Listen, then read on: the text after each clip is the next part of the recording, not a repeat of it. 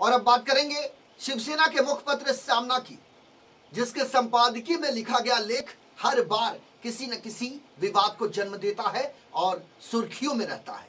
इस बार केंद्र सरकार के तीनों कृषि कानूनों को वापस लिए जाने की मांग को लेकर दिल्ली में चल रहे किसान आंदोलन को शिवसेना ने अपने मुखपत्र में जगह दी है।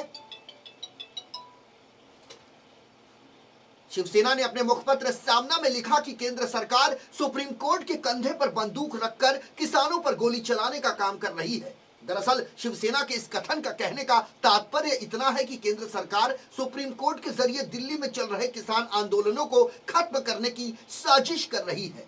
शिवसेना ने अपने मुखपत्र सामना में लिखा कि सर्वोच्च न्यायालय ने तीनों कृषि कानूनों पर रोक लगा दी है, फिर भी किसान आंदोलन पर अड़े हुए हैं। अब सरकार की ओर से ये कहा जाएगा कि देखो, किसान देश की सर्वोच्च न्यायालय की भी बात नहीं मानते।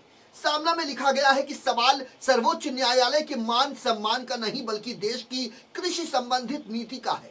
किसानों की मांग है कि कृषि कानूनों को रद्द करो। निर्णय केंद्र सरकार को लेना है, लेकिन सरकार ने न्यायालय के कंधे पर बंदूक रखकर किसानों पर गोली चलाने का काम किया है। शिवसेना ने आगे लिखा कि सरकार सर्वोच्च न्यायालय को आगे करके किसानों का आंदोलन समाप्त कर रही है। एक बार फिर सिंधु बॉर्डर से किसान यदि अपने घर लौट गए तो सरकार कृषि कानूनों के स्थगन को हटाकर किसानों की ही नाकाबंदी कर डालेगी। इसलिए जो कुछ भी होना चाहिए वो तत्काल होना चाहिए। सुप्रीम कोर्ट द्वारा गठित की गई 4 सदस्यों की समिति पर शिवसेना ने सवाल उठाते हुए ये कहा कि सर्वोच्च न्यायालय ने किसानों से चर्चा करने के लिए 4 सदस्यों की नियुक्ति की है।